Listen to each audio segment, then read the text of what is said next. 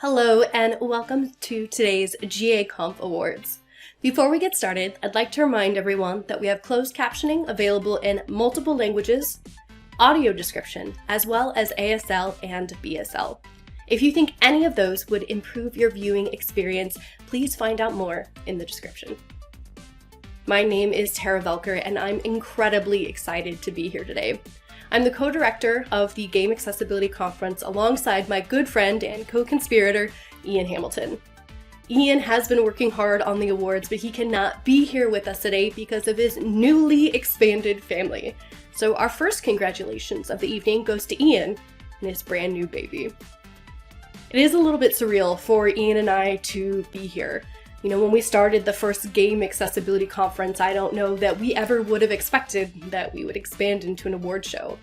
But we're proud to have 10 conferences, yes 10, in 3 countries under our belt that have all worked towards education and sharing how to do game accessibility and uplift the voices of disabled gamers.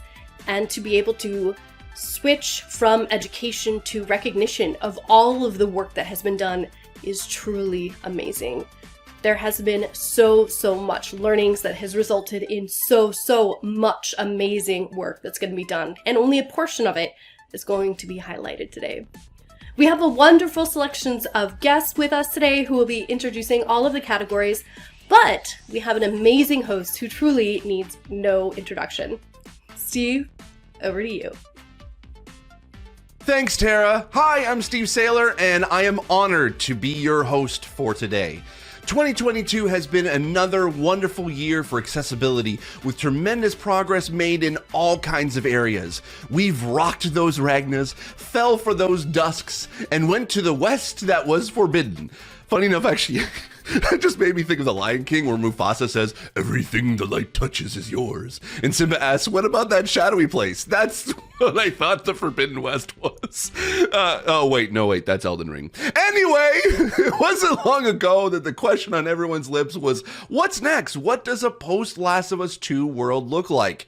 I think it's safe to say that that question has now been answered. While the industry is still catching up from the pandemic, there have been amazing accessible games that have been released, and even games that made huge updates, in one case, 5 years after it originally released. I highly recommend checking out Dead Cells. They added a ton of accessibility stuff, and they're nominated today. As we often say, it is never too late to add accessibility in your games. Just like it's never too late to thank our sponsor for this year's awards, YouTube's Captions. Someday they're gonna get it right.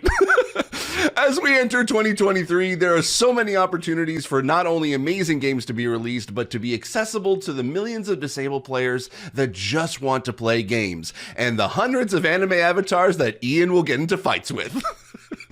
All right, okay, enough of me goofing around. We have 18 categories for you today, nominated and voted on by a combination of an expert panel of judges and 1,000 public votes from the community. They cover a wide range to reflect how diverse the contributions to the field are, from best indie effort to best academic research and everything in between. If you want to know more about the nominees and why they were nominated, head to GAconf.com, that's GAconf.com, and click awards. Every finalist has a link to information about their work. They're all great examples to learn from, and you'll find info about how the awards work there too. Now, on with the show.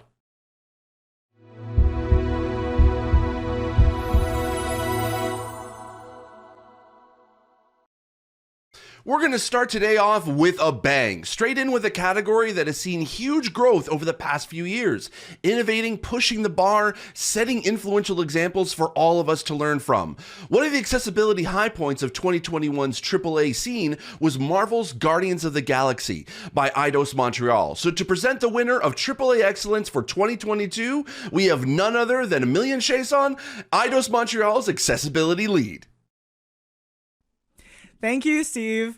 This category is for games made by big teams with big budgets, which brings unique opportunities, of course, but also unique challenges too. And as you'll see from the finalists, there is one publisher in particular who has been making great strides across their portfolio this year. So the finalists are Horizon Forbidden West, The Last of Us Part 1, and God of War Ragnarok. And now, for the moment that we've all been waiting for, drumroll please, this year's AAA Excellence Award goes to God of War Ragnarok. Congratulations. The work that Santa Monica Studio has been doing to make this game accessible was truly inspiring, resulting in over 70 features covering everything from directional captioning to highly configurable contrast modes, navigation assists, intelligent auto-targeting, and more. Those are fantastic steps forwards for the team and also for the industry and for the players, of course. Congratulations again. A worthy winner indeed. I love that. Huge congrats to Mila and Sam and everyone else at Sony Santa Monica Studio who devoted so much to making this happen. By the way, Sam is officially 2 for 2 in winning the awards for most accessible AAA game with Last of Us Part 2 and now God of War Ragnarok. And I hear he's at Insomniac now. So is he going to go 3 for 3? We'll see next year, baby.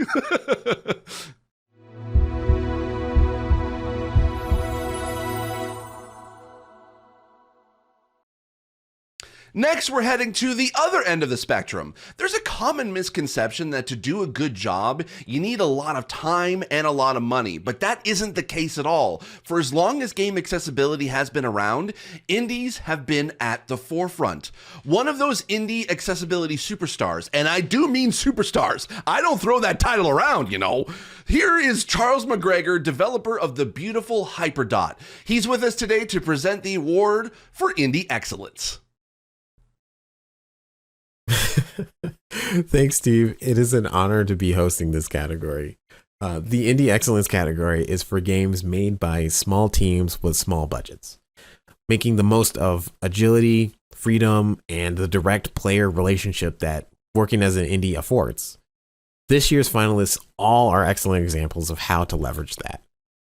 They deliver a wonderful experience to as many players as possible. They are As Dusk Falls, Sifu, and Return to Monkey Island. And the winner of Indie Excellence for 2022 is Return to Monkey Island. Congratulations to Terrible Toy Box, who truly did a beautiful job with this game, covering everything from impressive text scaling options to things like the hint system and recaps, which are all great for all players, but a real benefit for cognitive accessibility too. And all executed with such finesse, setting a new high mark for the genre. Truly well done. I absolutely love that. Such a great winner, especially as the series has been running for so long. In line with the game's narrative, the players who fell in love with the original are now much older, and many now have different capabilities to 30 years ago. Okay, hold on, wait a minute. Ian wrote this part, and what are you trying to say, Ian? Are you calling us old? Screw you, I'm gonna be 29 forever, baby. 29 plus 10 years. Sorry, what? Anyway, to see such a beloved franchise accessible to so many players, both old and new, is a beautiful thing.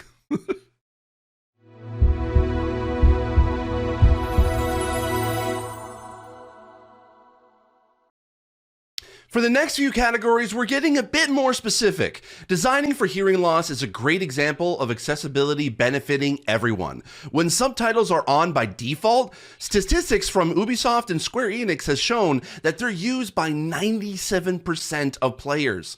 So it's vitally important for us to get it right. And to present an award to recognize developers who have been getting it right, who better than Chris Robinson, otherwise known as Deaf Gamers TV? Hey, thank you so much for that introduction, Steve. Wow, 97%. That's a lot, right? Accessibility for deaf and hard of hearing players has been improving for a while, but there's still a long way to go before it becomes standard. However, developers have been learning a lot from each other. It's getting better now, and these games are great examples to follow for how to do accessibility right. The final nominees are The Quarry, Ooh. God of War Ragnarok. Lego Star Wars The Skywalker Saga.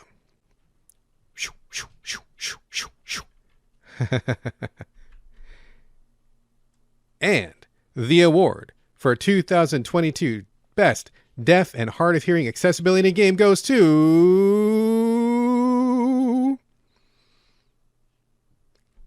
God of War Ragnarok. Hey, congratulations to the team working on that game. They did a great job with things like speaker indication, visual customization, things like the captions for important background conversations and sounds, and communicating emotion and tone in conversations. It's obvious their goal was to make sure that deaf and hard of hearing players had the best experience possible, just like the hearing players.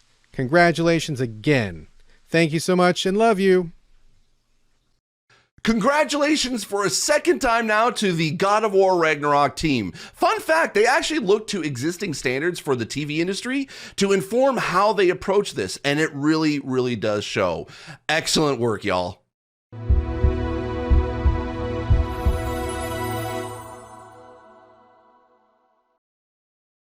Games can present a lot of barriers around controls and motor demands in general. Games often make assumptions about ourselves and our bodies that just don't match up with the reality, which is where this category comes in. To present it, we have the fantastic, the amazing, the wonderful, and always stylish Paul Amadeus Lane.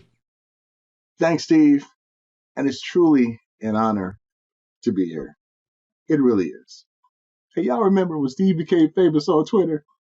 Steve and I, we've joked about that before, but in all seriousness, that moment showed just how impactful accessibility in gaming is, and how when we're able to game without barriers, it's truly a defining moment. I've been a gamer for a very, very long time. How long? Well, I'm going to name off some gaming systems. Odyssey, ColecoVision, Atari, Intellivision, and things like that. I became disabled 30 years this month, and there weren't a lot of options out there for gaming. But now we see all new innovation that allows us to game. And all this didn't happen by accident. It happened because of hard work, great minds, and from working directly with our community. So it gives me great pleasure to be able to recognize the people making strides in this area. The finalists are The Stanley Parable, Ultra Deluxe, Rocksmith Plus, As Dusk Falls,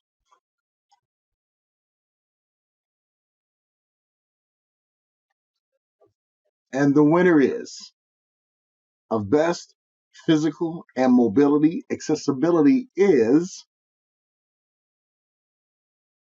Rocksmith Plus.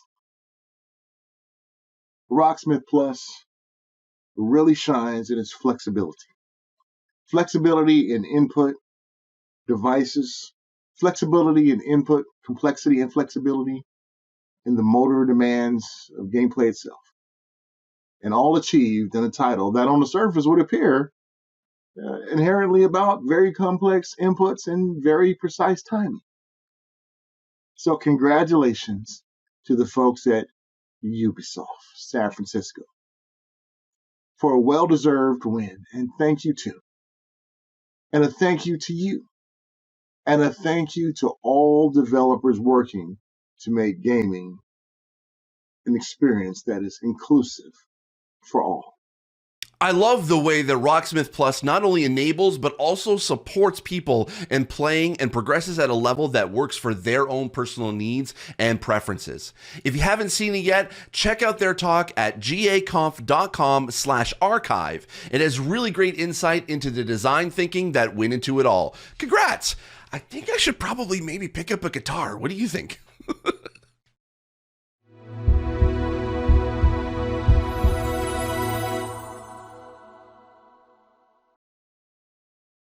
The next category is a personal one for me, a topic that is near and dear to my heart.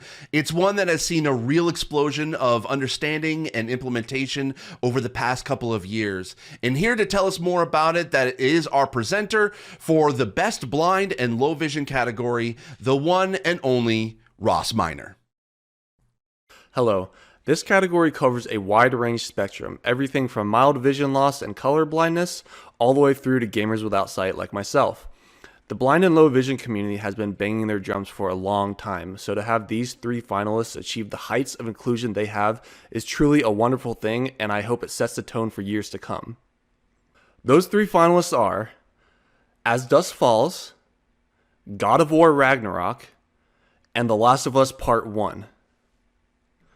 And the winner of Best Blind and Low Vision Accessibility is The Last of Us Part 1. The Last of Us 2 was an incredible landmark, the first AAA game to be designed from the ground up to be fully accessible to gamers without sight, alongside high contrast modes that have already spread to other games. For the remake of Part 1, they not only managed to bring everything over from The Last of Us 2, but built on that even further with audio description for cutscenes, which is a narration track that describes visual action. That's again the first for any AAA game. So for all you other developers out there watching, take note, and a heartfelt congratulations to the team. Great work. Congrats again to Naughty Dog. Personally for me, what they achieved and are continuing to achieve for blind and low vision gamers is phenomenal. I'm sure a few of you watching... Okay, Ian wrote this one. I'm sure a few of you watching have seen my ugly tears over it before. The impact it has on the community cannot be understated. Ian, you're gonna make me cry again. Dang it.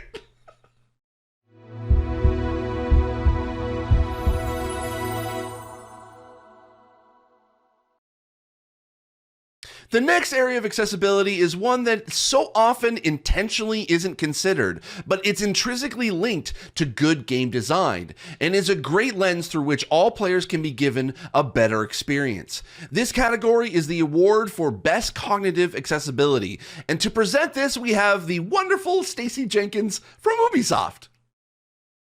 Hi everyone, and thank you, Steve. This category recognises accessibility for neurodiversity, mental health, and intellectual and learning disability. And as an accessibility specialist with cognitive disabilities myself, I know from both personal and professional life how frequently and unnecessarily games can throw up cognitive barriers, whether it's relating to executive function, reading, sensory overload, traumatic triggers, or vestibular mismatch. And as Steve said, it's really an area where improvements just mean a better game for everybody. So it's really awesome to see year-on-year progress in cognitive accessibility, and this year's finalists are all doing really wonderful work to push the field forwards. So the finalists are Rocksmith Plus, Return to Monkey Island, and The Quarry. And this year's winner of Best Cognitive Accessibility is The Quarry. Games like The Quarry can be really demanding cognitively, with lots of high pressure, precisely timed thinking and reacting, often with disastrous consequences if you miss. But The Quarry is super accommodating in this area, really breaking ground for the genre in terms of the breadth of needs and preferences that the game is able to support, all the way through to completely removing all of the pressure and timing. And it was also a game that I personally played to death this year, pun absolutely intended, and it's awesome to see so many people being able to enjoy the thrill of a horror game. So massive congratulations to everybody at Supermassive Games. Supermassive has been on quite an accessibility journey over the past few games, and The Quarry is no exception, with wonderful considerations across the board. So congrats again to Supermassive. I can't wait to see what amazing horror games you're going to create that are also going to be accessible. And I, for one, am excited to not play them. I just don't like horror games. They're very hard. The Quarry was an exception, but I don't like horror games. And that brings our first set of awards to a close. We're going to take a quick break for a few minutes, so see you in 5. Here at Everyone Can, we provide free gaming sessions for groups of disabled children and disabled adults. Every week, we get up to 25 gamers coming to the centre to play together and have fun. We ensure that everyone can game, so if we have a physically disabled child or adult that can't use a regular gaming controller, we can set them up using assistive technology. We usually try and get a gamer to come in for a one-to-one assessment first, so we can set them up with the correct equipment, and then as soon as they come in, we know exactly what they need and we can get them gaming alongside others. For children or adults that don't need assistive technology and maybe have a neurodiverse disability such as autism, Asperger's or a learning disability, it's about getting them socialising, about getting them gaining confidence, making friends and just having fun. At Everyone Can, we've built a really safe, comfortable space where everyone can come and do what they love and game together. Our gaming sessions are always free for disabled children and disabled adults, but that means we need your help. You can help fund our gaming sessions through donations. On our website, you can donate to us at everyonecan.org.uk. You can get involved with our annual fundraiser, Game Together, or you can organise your own fundraiser at work, at home, a bake sale, a movie night, whatever you can think of. Businesses can also help our charity by organising an office fundraiser, or if you select a charity of the year, it'd be amazing if you consider Everyone Can.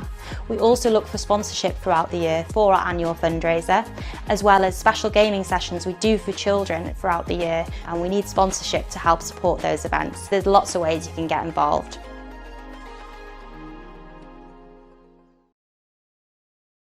Hi, this is Connor from Softleaf Studios. This is a quick rundown of the accessibility of Stories That Blossom. We offer a lot of customization for subtitles and captions. We have text-to-speech. Voice. The voice that reads back the text. Current value, James. Option 2 of 6. And audio descriptions. On the edge of his lime green cap is a red hat with an image of an envelope. The text size can be adjusted, and you can remap controls and configure your input. And if needed, you can play the game with only a couple of buttons. Sidebar. Pause menu. Backpack. Marbles. The game starts with a tutorial. You can ask for hints and check recaps whenever you need them. We currently have a demo live on Steam, and if you want to learn more about the accessibility of Stories That Blossom, check out our website at softleafstudios.com. Our new accessibility team within Unity's core engineering department is looking for a software developer who truly puts users first. Our mission is to develop accessible features for Unity developers on all platforms and take these same features and improve our products like our editor, used by millions of developers around the world. If you'd like to join our team, check out our careers page and look for the software developer posting for accessibility and apply. Also feel free to look at our public roadmap and offer feedback on our accessibility plans. And together we can help make the world a better place with more creators in it.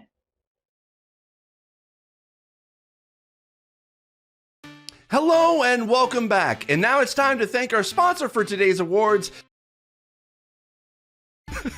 Oh, and also please do go check out that roadmap that was mentioned in the break. Just Google Unity Platform Roadmap, then click UI Systems at the bottom. There's some very interesting info in there about upcoming native screen reader support. And a quick reminder for anyone just joining us, we have captions, audio description, and both BSL and ASL available. Info on that is in the description down below.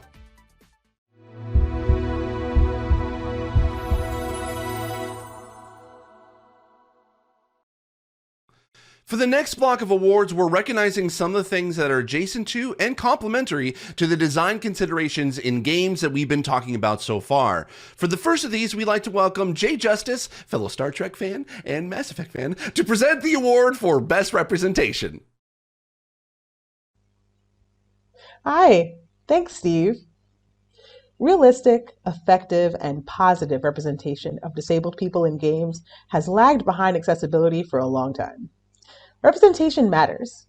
The way disabled people are portrayed or not portrayed in games creates a perception of our lives, which directly affects how we are treated both professionally and personally. We still have a long way to go, which is all the more reason for us to celebrate the progress that is being made. The finalists we're celebrating today are Roblox, Just Dance 2023, and Saints Row. This year's winner of Best Representation is Just Dance.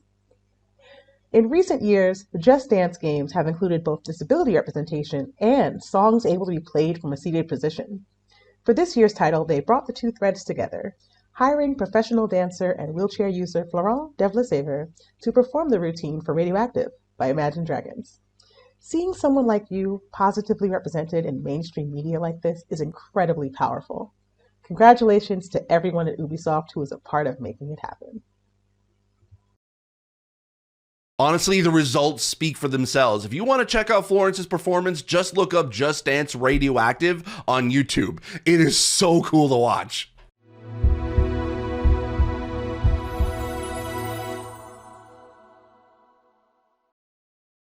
Accessibility isn't something journalists cover, it is something they create. Progress comes from awareness, and a lot of awareness comes from the written word. Our next category is Best Journalist. To present this, I'd like to welcome Vanessa Brasfield, otherwise known as Pleasantly Twisted. Hello, and thank you so much, Steve, for the introduction.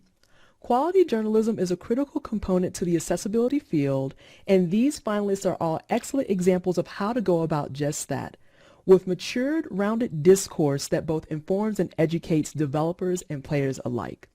The finalists for the Best Journalist category are Ben Bayless and DualSense's haptics need to find the right balance between immersion and functionality, Grant Stoner and how disabled Elden Ring players are conquering the lands between, and Claire Jackson on consent and compassion, how game devs are reshaping the conversation around content warnings. And the winner for this category is Grant Stoner and how disabled Elden Ring players are conquering the lands between. This was a really bold, nuanced, and specifically refreshing take on a topic that's been talked about time again, but taken even further by amplifying additional voices in the space alongside you. So Grant, congratulations on winning Best Journalist. Journalism! Oh, Grant is so going to use that title, Best Journalist, forever. And if he doesn't, because he's too humble to do it, so we need to harass him to put that into his Twitter bio. I don't condone bullying, but in this case, we're going to make an exception. Grant is a force of nature in games journalism, and he won't stop in all caps. I can certainly say from my own experience that this can be an intimidating topic to broach. So congrats again to Grant. Well earned.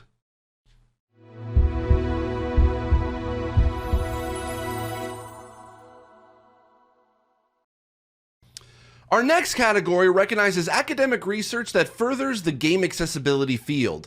The nominating and judging for this category works a little differently because of journal paywalls. So again, if you'd like to know more about that or anything at all about how the awards work, there's info at GAconf.com in the awards section. To present this award, we have the one and only Thomas Weston of Stockholm University, blind accessibility pioneer and founder of the IGDA Accessibility SIG all the way back in 2003.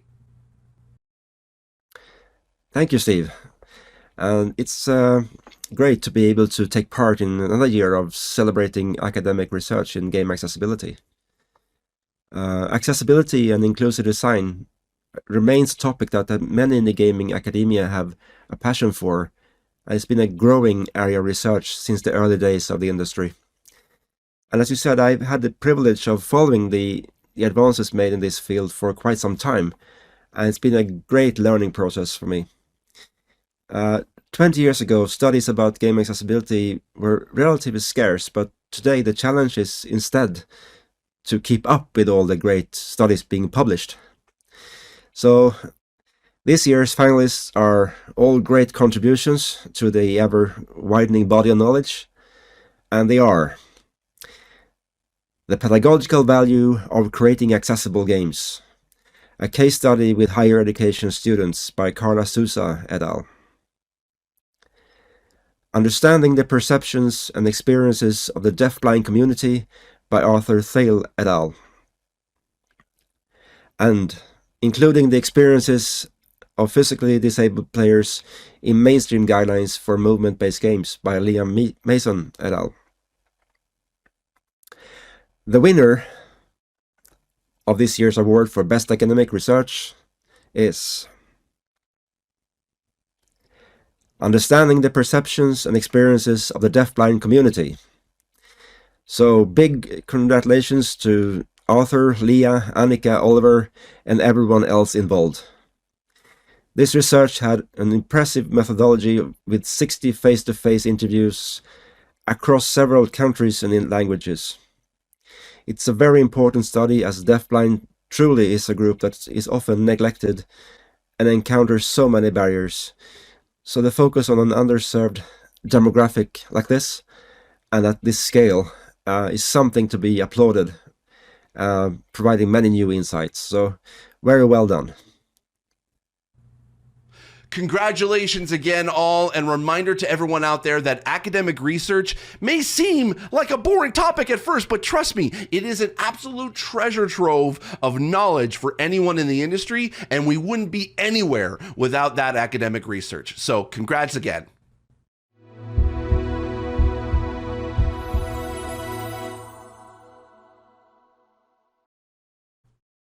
While our first set of awards before the break focused on solutions within games themselves, the other side of that coin is solutions outside of games in hardware. One of the leading lights in hardware accessibility is special effect. So to present the hardware innovation category, I am very happy indeed to be able to welcome Dr. Mick Donegan, Special Effects founder and CEO.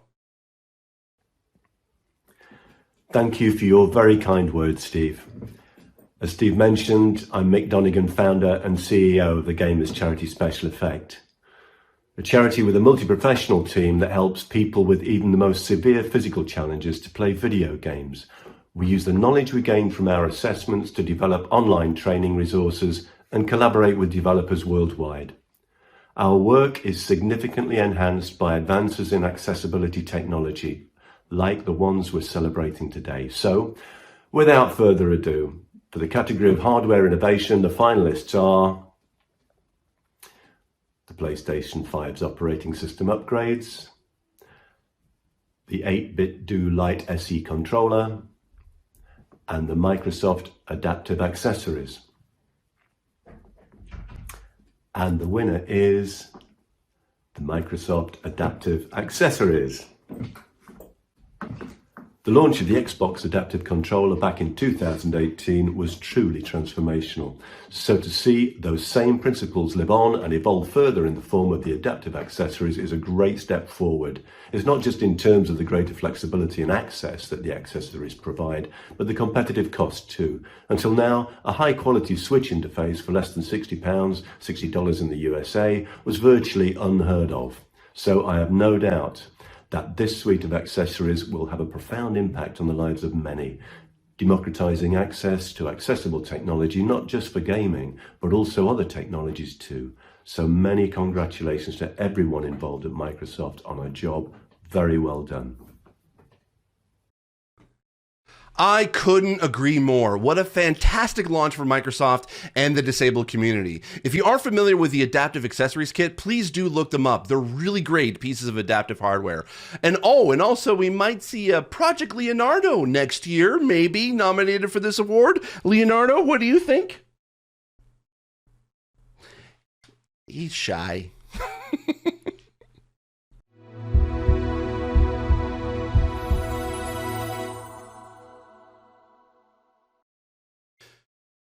Much of the progress made is down to developers sharing information, knowledge, and experiences. That's the one thing I love about this industry is that we're so willing to share accessibility information, and it's not about being competitive with each other. It's just about making more accessible games for everyone and sharing with each other and sharing with players as well.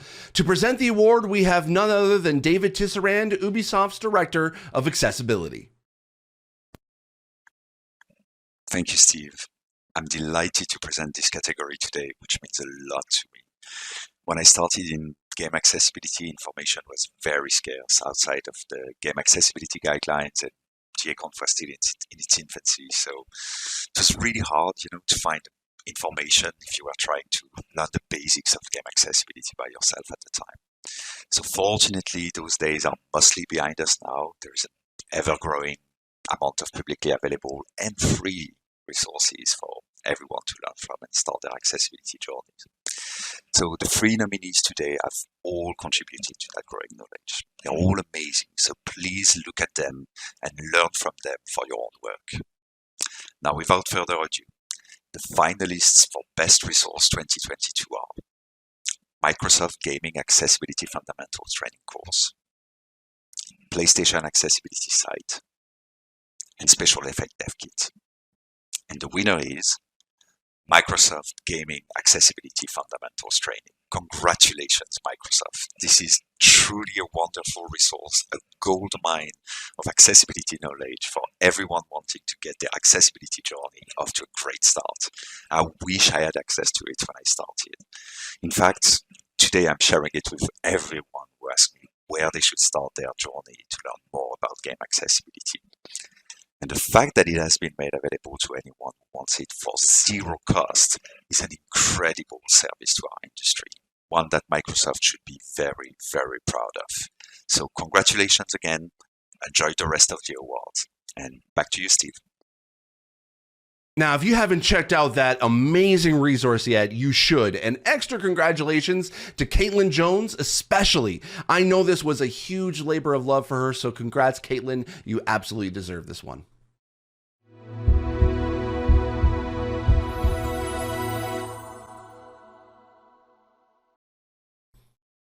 A huge part of gaming for many people is the events for players.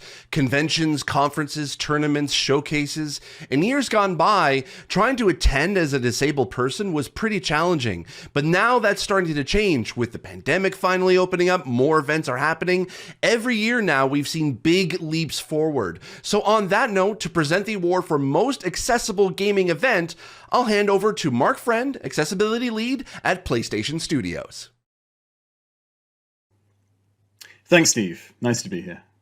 Access to events like these means being able to get in on the same hype as everyone else, make informed purchasing decisions, and even being able to take part in gaming culture in general, which is a huge part of our society and our lives. So it gives me great pleasure to be presenting this award. But first, the finalists. Ubisoft Forward, Xbox at Gamescom, A11Y TO Gaming, and the winner of Most Accessible Gaming Event 2022 is Ubisoft Forward. All 3 finalists set wonderful examples of how to ensure good experiences for as many attendees as possible. If you're planning an event, please do check them all out, as there's a lot to learn from each of them. But it was Ubisoft Forward that pushed the bar considerably forward this year for online events, with subtitles in 10 languages, 4 different sign languages, and audio descriptions in 2 languages. A great achievement, and congratulations to everyone involved. Back to you, Steve. Thanks, Mark. And so important to see that scale of progress for online too, considering how important online attendance is for many disabled people. I hope to see more events that offer a hybrid of online and in person as well. So I hope to see that for more years to come. And hopefully, fingers crossed, knock on wood, they'll be even more accessible too.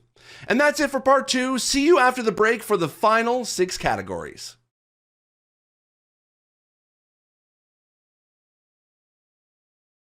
And I downloaded the plugin, put it in, and within about 5 minutes, it just worked. It was Skyrim. It just worked. And it was beautiful. Going from the 4 to 5 hours of pain with the kind of native engine stuff to then just read speaker working immediately was fantastic.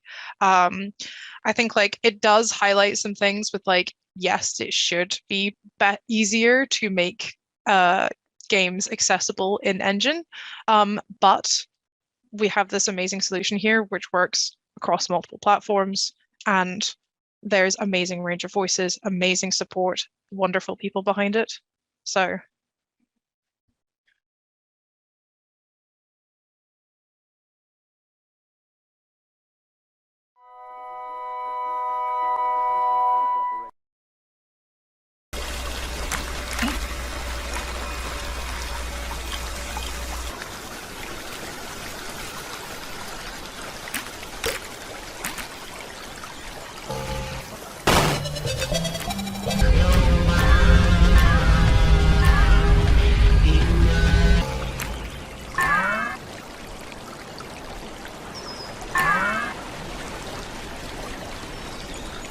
Good morning, little man. Guess what? I have a joke. Okay, so what did the snowman say to the other snowman?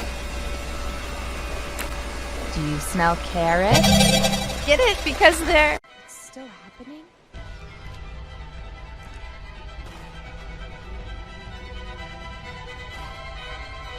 Seems to literally drive bugs crazy. Over 80% of people with disabilities use an assistive device, and 27% need at least one more, often citing cost as a barrier. Makers Making Change is helping bridge that gap. Our community of volunteers design and build assistive technologies you can download and request on our website. If you're looking for a solution, you can browse through our wide variety of devices, like simple bottle openers, assistive switches, and even more high-tech options like adapted toys and the lip sync. Once you've submitted a request, a volunteer maker will respond and collaborate with you to build the device. The best part of this volunteer platform is that you only pay for the cost of materials, no markups, and no inventory fees. Want to volunteer? We're open to makers of any skill level. Get involved in building and designing, participate at events, and help promote our mission in your community. Learn more and join the movement today at makersmakingchange.com. Welcome back. I'd like to thank our sponsor of this year's awards, Battenberg. I don't have any, which is a real shame that you asked me to host this thing and no one offered to send me Battenberg. I knew I should have made it part of a writer or something. Anyway, I'm also very hungry, apparently. If Kari's video caught your attention and you'd like to know more about that project that her and Sightless Combat have been working on, make sure you check out GAconf Europe in April. They'll be giving a conference talk about it there. So now on to our final block of awards. These 6 are some unique categories to recognize some very special work and very special people.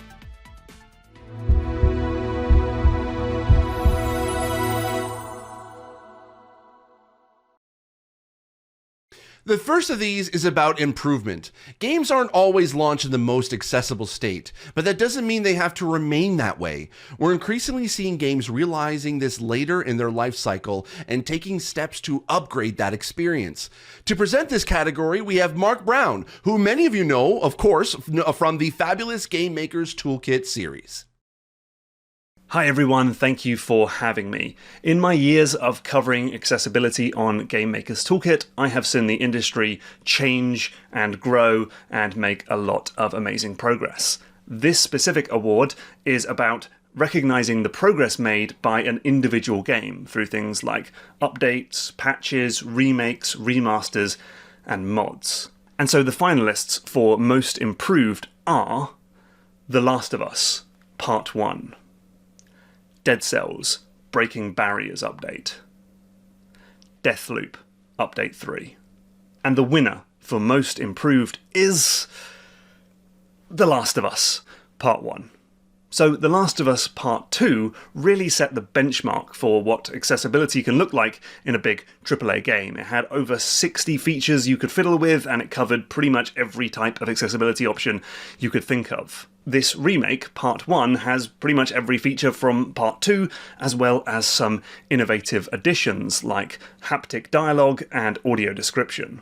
We've never seen a remake add so many accessibility features to the original game.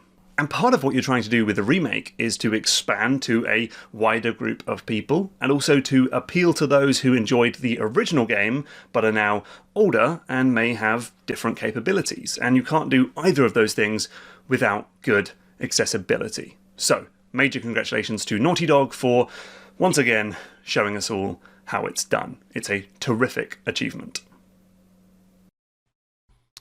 All three of those finalists are fabulous examples that while it's never too early to consider accessibility, it's also never too late. Congratulations again to Matthew and the team at Naughty Dog for your second win of the night.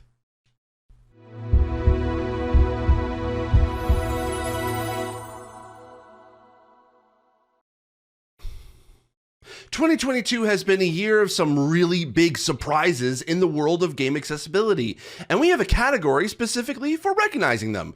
To hear more about this category, I'll hand it over to input hacker extraordinaire and also actually surprisingly accessibility ally this past year, Rudism. All right, thanks, Steve. Hi, everyone. So I'm always a big fan of seeing accessibility improve, and it's pretty awesome when you see the efforts that people go to push the bar for accessibility in the games industry. Sometimes things just come out of nowhere and surprise you with how amazing they are and what they do for the cause. So, funnily enough, that's what this award's for. This is the biggest accessibility surprise. And the finalists are Apple's Unity accessibility plugin, the Forza team's research carried out in BSL and ASL, and Microsoft's Gaming Accessibility Fundamentals training course. And the winner of this year's biggest accessibility surprise is Microsoft's Gaming Accessibility Fundamentals. Congratulations! Good job, you earned it. So coming out with a resource like this is pretty awesome in its own right, but Microsoft didn't stop there. They made it freely available to the public as well, which is a massive win for the games industry and the disabled community as well. So, congratulations. It's an amazing surprise in the best possible way. Congratulations again to Caitlin and everyone else who made it happen. Caitlin, that's 2 for you tonight. You absolutely deserve this. If progress continues to shoot off in new directions like these, we can't help but get to an even better place.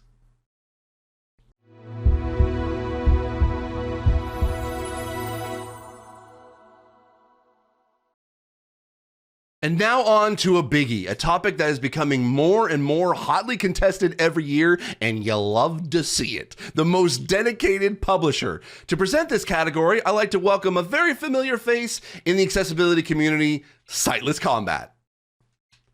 Thank you, Steve, and hello everyone. I'm honored to be presenting this category. We're in a pretty great situation now with most of the big players in the industry caring about accessibility and making concrete steps to move towards a more inclusive and accessible future for all. Now, I won't keep you waiting any longer. The finalists for the 2022 Most Dedicated Publisher are Sony Interactive Entertainment, Xbox Game Studios, and Ubisoft. And now, the moment you've all been waiting for, the winner of the 2022 Most Dedicated Publisher Award is Sony Interactive Entertainment. 2022 has arguably been Sony's year, and a look across all the categories and their finalists is evidence enough of that. We now know what to expect from a Sony first-party game, and what can we expect? Something very good indeed. It really honestly has been Sony's year, not just at publisher level, but on their console, on their website. They've been making really great strides, and it has been so beautiful to see. Again, you love to see it. Congrats, and thanks again to everyone all across SIE and Sony for everything that you do.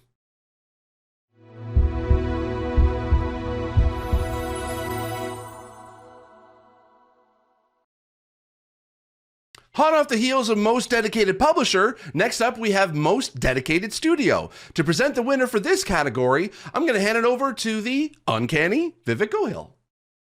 Thank you for having me, Steve. It's an honor to be asked to present this incredible category.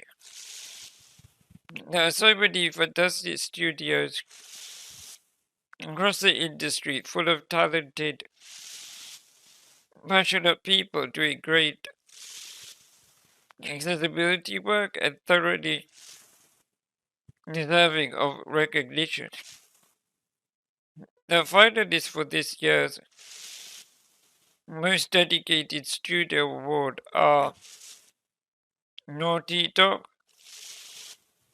Rare, and Ubisoft Kyiv. And the winner is Naughty Dog. For the past 6 years, Naughty Dog have consistently been at the forefront of the industry. From Uncharted 4, paving new ground for AAAs, to The Last of Us 2, blowing the bar way up, to The Last of Us Part 1, now setting the new standard for remakes. Their dedication has consistently driven the industry forwards. Congratulations, Naughty Dog, you deserve this. Well said, Vivek. Naughty Dog has the reputation it has for a very good reason. Congrats again, team. I can't wait to see what you have in store next. Speaking of which, I'm recording this just before The Last of Us TV show airs, so either A, it's good, isn't it? Or B, maybe they should have added accessibility to make it better. I don't know. I'm excited to watch it anyway, so this is great. Congrats again.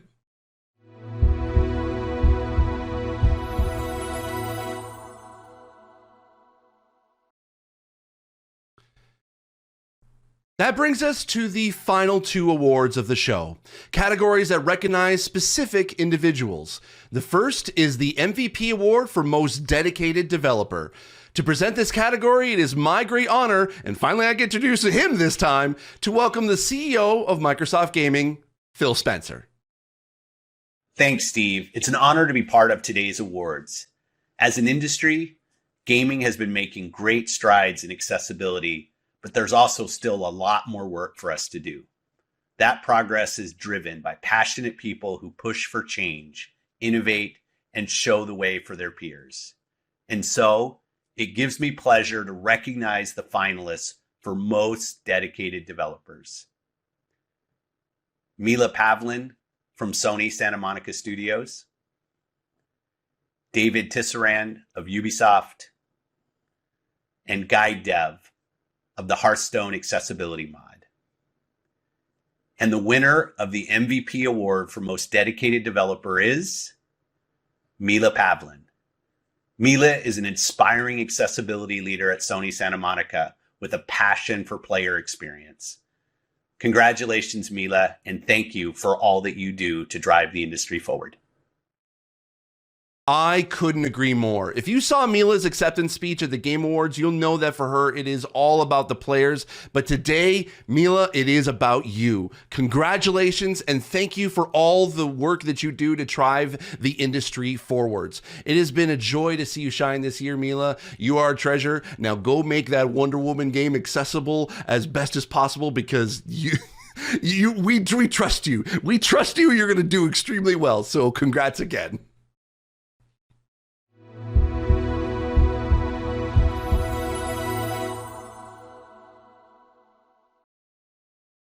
The games industry would not be where it is today without the tireless work of so many individuals who have dedicated their time to advocacy. Despite the progress that has been made, we are still need these voices, those people showing us the path forward. So last and by no means least, we have the Advocacy Award. The winner of this category last year was Morgan Baker. She is now Game Accessibility Lead over at EA, and we are very happy to have her back again, this time to present the winner for 2022. Thanks, Steve. This award is for people working in the advocacy space, someone either in a development role or not, anyone who is an advocate using their voice to help make a difference in the wider industry. Many of you will know these 3 finalists, and they're all doing wonderful work to raise awareness, educate, inform, and raise the bar. And the finalists are Grant Stoner, Chris Deaf Gamers TV Robinson, and Aaron Geeky Gimp Holly. And of course, it brings me great pleasure to announce this year's 2022 Advocacy Award winner to be Grant Stoner. Congratulations, Grant. Grant has a unwavering passion for accessibility and ensuring that disabled people have a seat at the games journalism table. And with his regular output through mainstream media like the Washington Post and IGN, Grant has shown the industry that our voices, not just his, but all the other people who he uplifts and showcases, that we are all here to stay. Congratulations, Grant. Thoroughly well-deserved. And thank you for your hard work. This industry wouldn't be the same without you. This category is always a favorite for me and a great note to close the show on. Congrats again, Grant. Take a bow. Crap, you can't. Anyway, just, bask in this. You deserve it, buddy. I'm so happy for you. Congrats again. And that was the last of our categories, and what a year it has been. On a closing note for me personally, in all seriousness, I can't thank you all enough for doing the hard work that you all do to make games accessible. I jumped into this industry not knowing anything about accessibility and thinking that I just sucked at games, but in reality it was that games sucked for me. And all the work that you've been doing over the past decade or more has really helped make it so that games don't suck for me or the millions of disabled players out there. I've said it time and time again that we can't do this work without your efforts, working either behind the scenes or working in the media side as a journalist, or working on academic side and research, or even just us as like content creators. I can't thank you all enough for allowing me to be a part of this amazing industry. The best work that I can do is to be able to showcase the amazing work that you all do, but then also to be able to add to the voices and the large voice, the loudest voice in the industry right now is in regards to accessibility. And I'm so happy that we all get to join together and be that voice for accessibility going forward. You guys, you folks are the absolute best, and you all deserve an award. Even the ones that you didn't get tonight, you all deserve an award, and not just a participation trophy either. You all deserve an award for the amazing work that you do. So now back over to Tara for some closing words. Thanks, Steve. To end the show, I want to thank everyone who helped today's award show come together.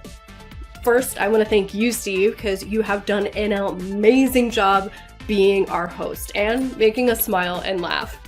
I want to thank all of our presenters who volunteered their time and were able to get these recordings for us.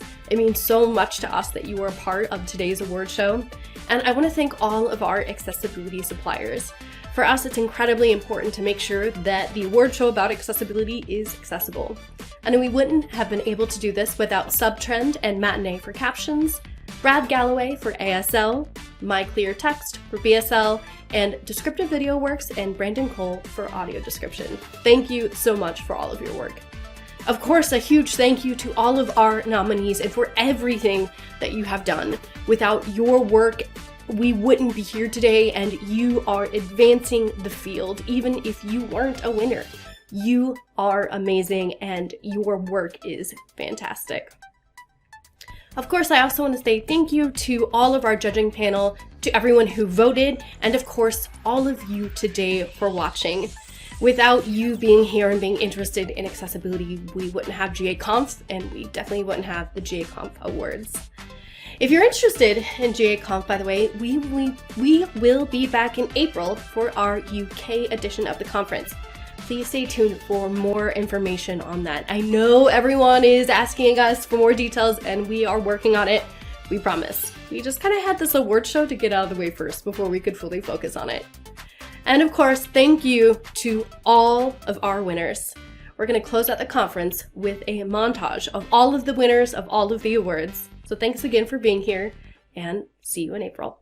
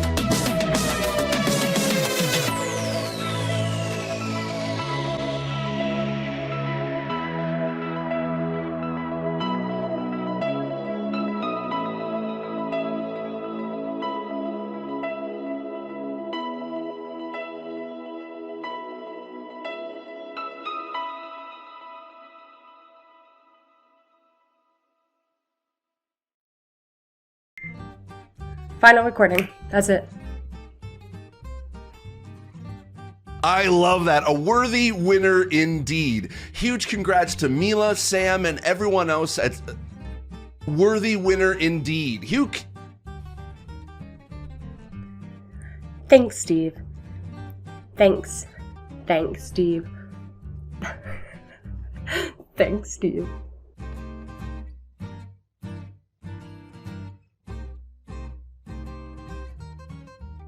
I love the way the Rocksmith Plus not only enables but also supports people in playing and progresses at a level that works for those. I love the way that Rocksmith Plus not only. First, we have closed cap. What's wrong? I'm so sick. Okay.